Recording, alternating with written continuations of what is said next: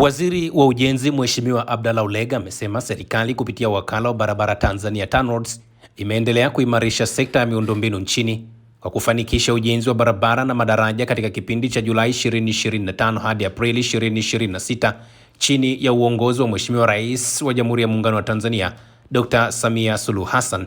Akiwasilisha makadirio ya mapato na matumizi ya Wizara ya Ujenzi kwa mwaka wa fedha 2026-2027 bungeni jijini Dodoma, Ulega amesema serikali imefanikiwa kujenga barabara za kitaifa kwa kiwango cha lami zenye urefu wa kilomita 243.13 pamoja na kufanya ukarabati wa kilomita 94.36 kwa kiwango cha changarawe.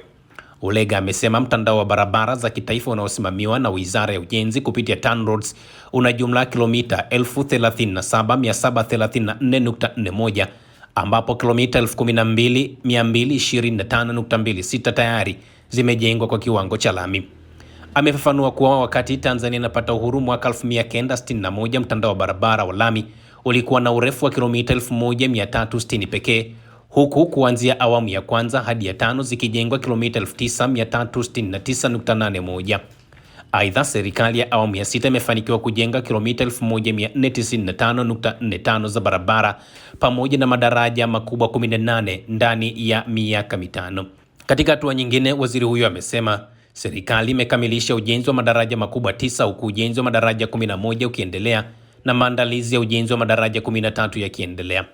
Amesema utekelezaji wa miradi hiyo umefungua maeneo mbalimbali ya kiuchumi na kuongeza ufanisi wa sekta nyingine za usafiri ikiwemo reli, bandari pamoja na viwanja vya ndege. Ulega amesema barabara zinaendelea kuwa muhimili mkuu wa usafiri nchini kutokana na kufikika katika maeneo mengi zaidi ikilinganishwa na miundombinu mingine ya usafiri na usafirishaji. Aidha, amesema serikali inaendelea kulinda uwekezaji mkubwa uliofanywa katika miundombinu hiyo kwa kufanya matengenezo ya mara kwa mara. Katika kipindi cha Julai 2025 hadi Aprili 2026, serikali imefanya matengenezo ya kawaida ya barabara zenye urefu wa kilomita 16,782.58, matengenezo ya muda maalum kwa kilomita 1101.12 pamoja na matengenezo ya sehemu korofi kwa kilomita 147.13 na madaraja 1383. Amesema hatua hii inalenga kuhakikisha miundombinu ya barabara na madaraja inadumu kwa muda mrefu na kuwa salama kwa watumiaji wakati wote. Usisahau kusubscribe, like na kubonyeza alama ya kengele. Asante.